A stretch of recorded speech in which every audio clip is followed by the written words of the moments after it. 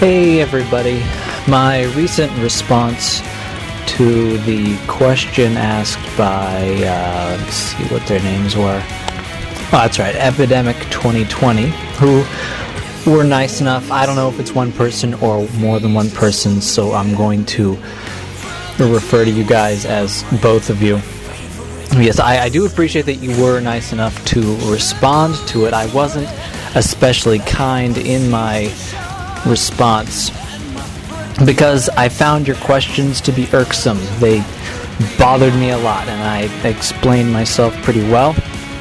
And I promised to come up with 5 questions of my own that you should have asked.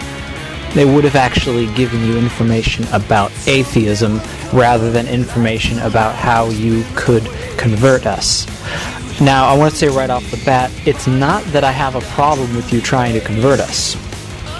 I would prefer that you did rather than just leaving us alone, because this way is more fun.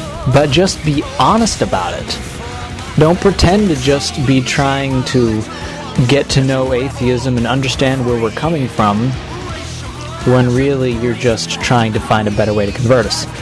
So here we go, question 1. This one is very simple, very straightforward. Why are you an atheist?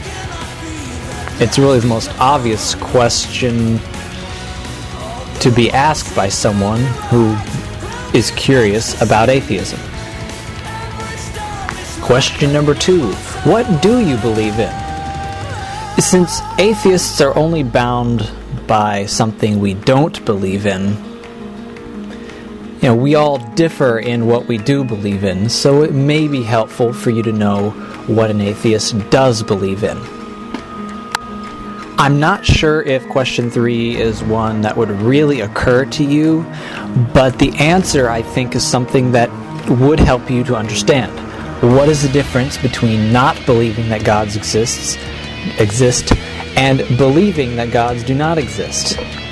There is a big difference, and this concerns the burden of proof, something that we talk about a lot, but Christians don't seem to listen. And if you would understand this answer and the reason for asking the question, that would put you ahead of the pack, I think.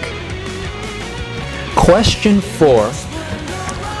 How does atheism answer burning philosophical and scientific questions? Deals with the idea that I have that a lot of people are Christians because they can't stand curiosity and not knowing something, so they would rather just make up something that's convenient. Now, maybe I have you wrong. Maybe you don't really. Maybe that's not your reason for belief. But judging by people like Bill O'Reilly, when he was talking to Richard Dawkins, he basically seemed to be saying, until you come up with an answer of how the universe got here, I'm going to stick with the answer that I got from Christianity. And so I think the answer to this might help you to understand our thought process. Thought process, not thought process. Yeah. And last but not least, question number 5. Does your atheism cause conflicts between you and your family and or friends?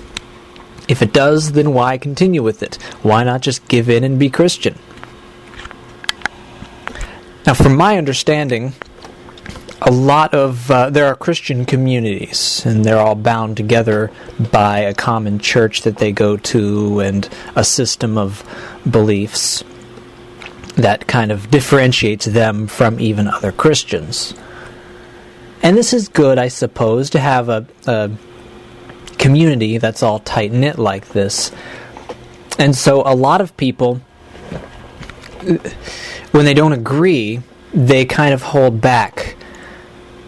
And, they don't be honest. They just pretend to go along with everybody else. And it makes it more difficult for anybody to think for themselves and believe what they think that they should believe and to really search for the truth. And so I think this question might help you to learn how atheists socialize.